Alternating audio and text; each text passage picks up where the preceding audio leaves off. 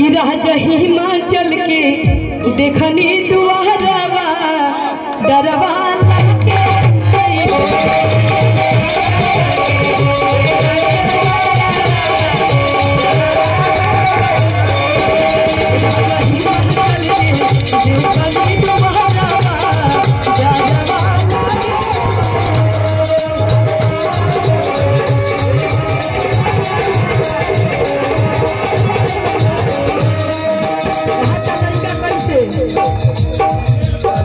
लगे देखी हमरा श्री अनिल पाठक जी डीलर हैं वहाँ के रवा के गोड़ छुके प्रणाम बा और आशीर्वाद के चाहत रही कोनो गलती हुई तो क्षमा कर दे कहे के बा ए भैया भैया हमरा गजब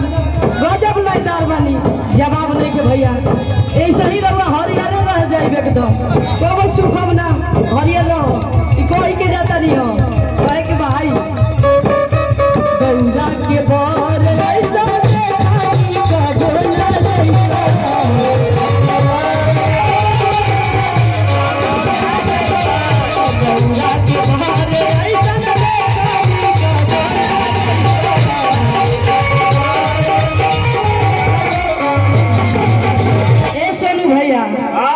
रौरो जवाब नहीं के महाराज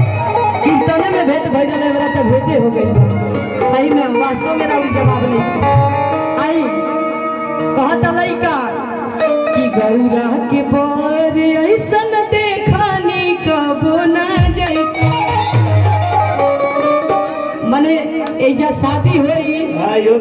तो तू ना अपना बियाह में भूत बैताल लेके जइबो ना ना अशरफ भाई ना ले जइबो देखा शिव जी के देखा हमरा भूत बैताल लेके जाता नहीं चौबे जी कमिस्ट गुजरात से आए भाई देखी हमरा श्री चौबे जी कमिस्ट गुजरात से वहाँ के तरफ से बहुत बहुत पुरस्कार बा 501 रुपया के अरदास आई बा कोटि कोटि प्रणाम आ भोलेनाथ रवा के यही तरह जगमगावत रही और वह जब स्माइल करता नहीं तो बड़ा अच्छा लगता हसल करी यही तरह हसल तो मार लोग दुख भाग जाई पाका भाग जाई आई कि गौरा के बर ऐसन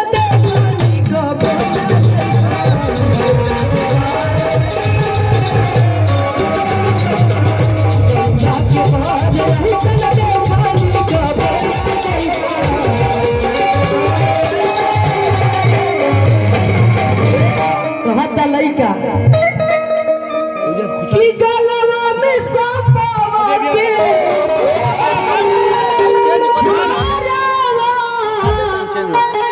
कि डरवा लागे माई रे लइका कहता दुल्हा के मोती के माला पहिरा के लिए जला ताग पाट पहिरा के लिए और जला भाई सांप के हार पहन के आइल बन बाप रे दुल्हा मन की बम भोला हम इतना ब्लास्ट कर दिहन गोला मारा एकदम कहा के कैसे कि गरवा में सापावा के हारवा कि डरवा लागे भाई रे राजा हिमाचल के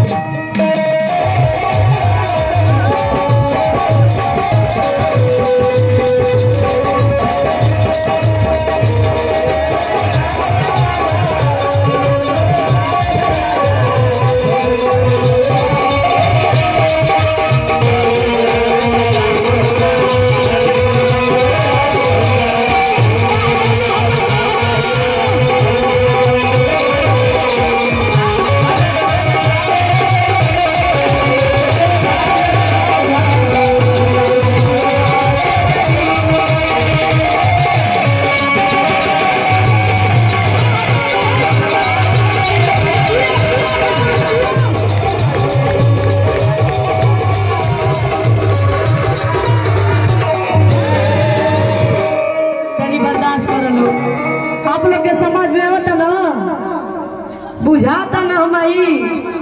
समझ में आता ना तनी हाथ उठा के बताई लो ए तरह मुड़ी हिलाई के ना बुझाई कान सुन हो गए आप लोग के अच्छा लगता ना आई जब बारात गई बा रउआ लायक कहल जाई टेंशन मत ली हमनी के तनी भगवान के दरबार में बनी जा काहे के अनहित की जा आई कहा तनी कालू के बियाह भइल भगवान के तो तनी गुण गावल जाई ना जब बारात गई द्वार पर मैना रानी देखा तनी उनकरा चक्कर आ गई बेहोश हो गई उनकरा अगुवाई के करैले रहे नारद जी तो दरिया है नारद तू तो हम सुकुमारी के घर में फोड़ दी हल आज ता लोल कुछ छोड़ब ना ऐसा न अगुआ तहिए से अगुआ लोग कितना निमन होकर लोग गाड़ी जरूर सुने ला आई नारद जी ना बचनी राम जनता बाची जी ना बाची लड़की के दुख ना होला तब लोग गरिया अगुआ के फलाना ले जाके वो लड़की के ठगा दियलस आई कहता नहीं कैसे कि मुहवा से छूटा दे गारी नारद कहे गई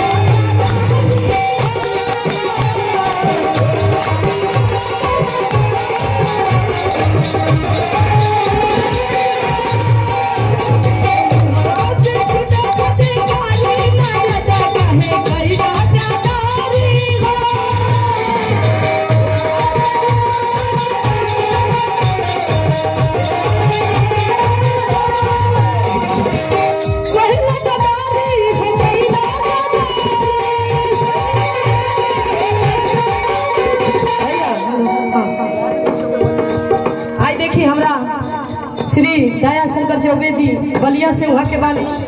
कहाँ बानी तनी हाथ उठाई आपे आई यही से रोगा हंसत तनी तब हम पहले ही बुझ गए कि बलिया के हंसी हो भूली के